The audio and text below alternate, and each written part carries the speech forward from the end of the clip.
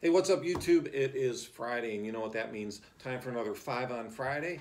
I'm looking forward to this session with you guys. I hope everybody's had a good year. I hope everybody is going to end strong. We got Christmas in a few days, so we got that going for us. I hope you guys are all doing well. If you like what you're watching, please hit subscribe. Um, Ask a question, because that's where I get all my questions from you guys. And, you know, hit the little like button if you like that. All right, hey, if you guys are ready, let's go.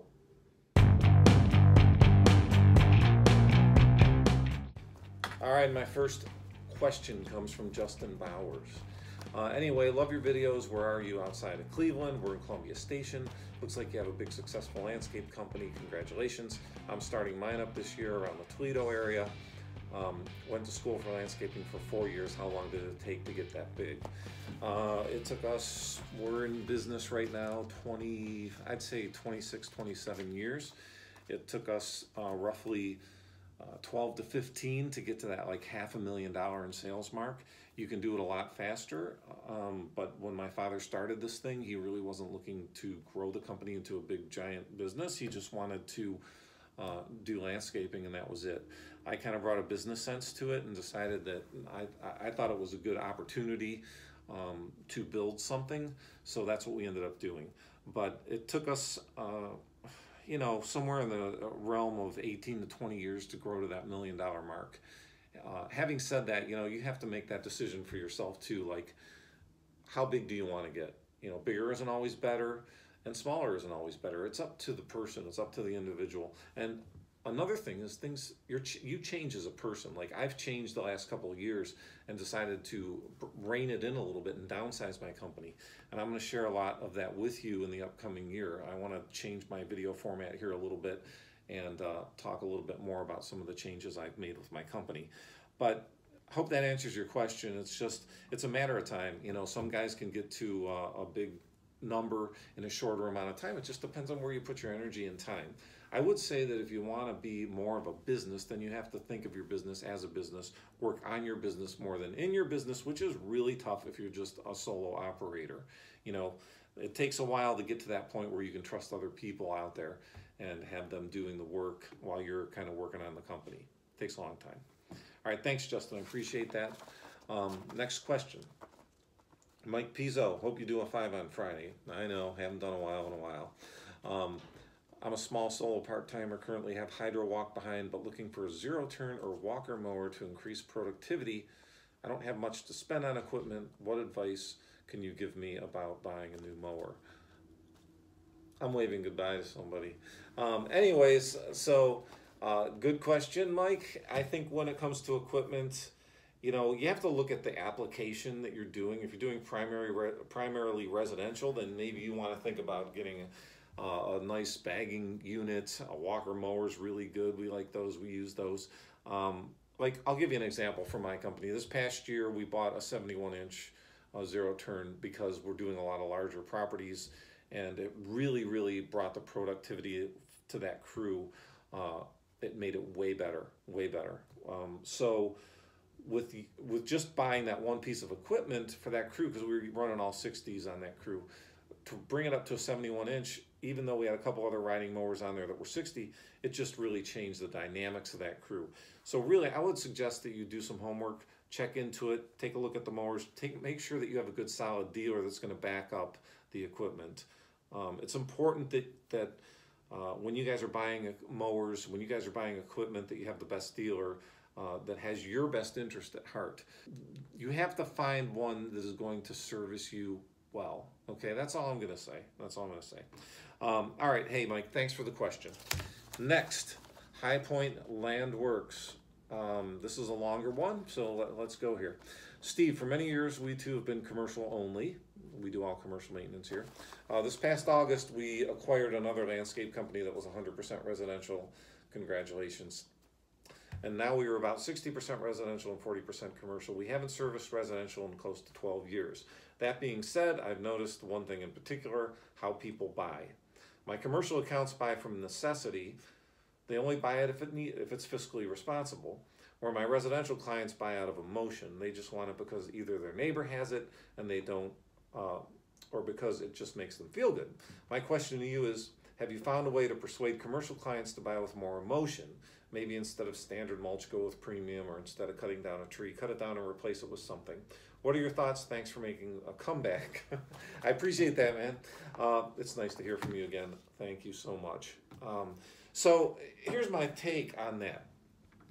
That depends on the relationship you have with the client. Like, I can get commercial clients to buy an emotion if I try to explain to them that, hey, you know, these dead trees at the entranceway of your neighborhood are detrimental to the property value of the neighborhood. Like they're bringing the house values down, and that's somewhat emotional. Like, yeah, it's fiscal, but on the other end of it, it's also like, hey, look at your neighbor's neighborhood over there. That entranceway looks beautiful. Why doesn't yours look like that? Why don't you guys spend a little bit of money and make it look good? It's a great investment. And so I hear what you're saying about commercial versus residential and the emotional thing. I think when it comes to commercial, a lot of times it is a necessity type situation when you're upselling or talking to them about buying additional things for their property. I think if it comes to safety, that's a huge thing. So if there's an area, like say for an example, we call them ankle grabbers, like there's areas along sidewalks and stuff that are really low that someone could fall and hurt themselves or, you know, sprain an ankle. If you bring that to the property manager's attention, say, hey, you know, somebody could fall and get hurt here. That is also another way to like bridge that gap. So you're solving a problem, but you're also bringing it to their attention that, hey, this needs to be done here, and it could potentially lead to somebody being injured. All right, Brad Niesto has a question here. He's talking about snow plowing. How do you know how much to charge for commercial snow removal, and how do you accept payments? All right, how do you know how much to charge? We do it square footage. Okay, we measure, and then you have to take into account the difficulty level. So it depends on how difficult the parking lot is. I would suggest if you're really looking and you're not sure on how to bid snow in your market, get involved with SIMA, or maybe find somebody who's a consultant in the business that can help you with that, because it's a very subjective answer. So I know I'm not going to be able to answer this question 100% for you because I'm in a totally different market. So it really depends on where you are. It really depends on what kind of parking lots you're doing. Are you doing driveways? Are you doing zero tolerance jobs? Are you doing jobs that have a 2-inch trigger? Are you doing jobs that only want it at specific times? There are so many variables when it comes to snow. So I can't really answer that. I can answer the part about accepting payments. You know, we do credit card. We do. I'll do cash if you want, but primarily credit card and checks.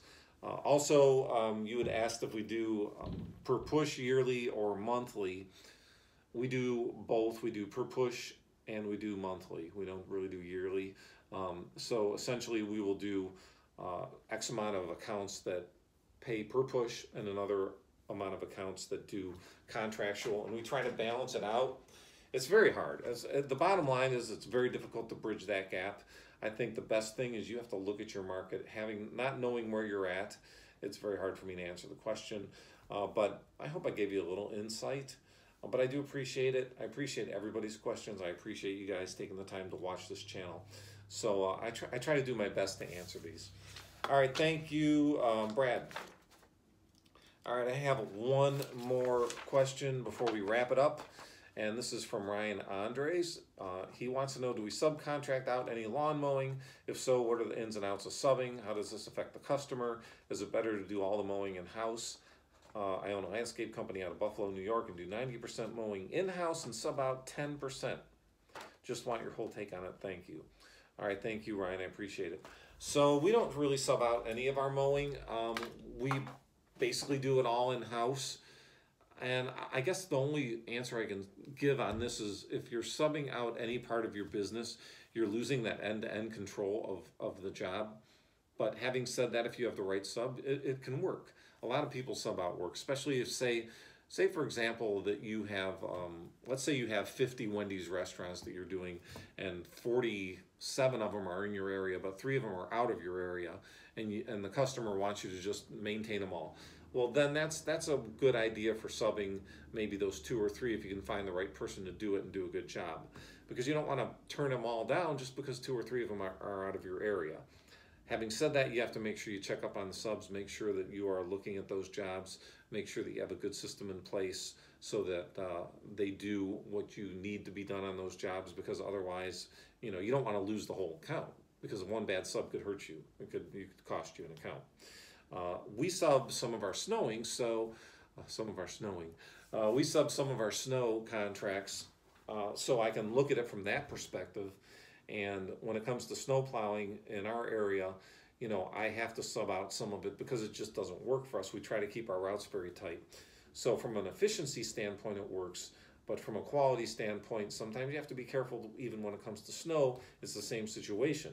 Is the sub going to show up? Is he going to be good? Is he going to be, you know, good with the customer? You know, do a good quality job and represent your company in the right way, because that's really important. You know, your company, at the end of the day, it's your name on that contract. So you have to look at it like it's your company, it's your name. Is that sub going to represent you in the right way? If not, then you have to really think about it and make a decision as to how you want to deal with subbing versus doing it in-house. Anyway, I hope that answers your question, Ryan. I appreciate it, and I want to thank you guys again for watching my channel. I will be doing some different stuff in 2019. I hope you all have a great holiday, Christmas, New Year, the whole 9. And I want to thank you all for the questions, and I appreciate you watching. You guys have a great Christmas, New Year. We'll see you next time.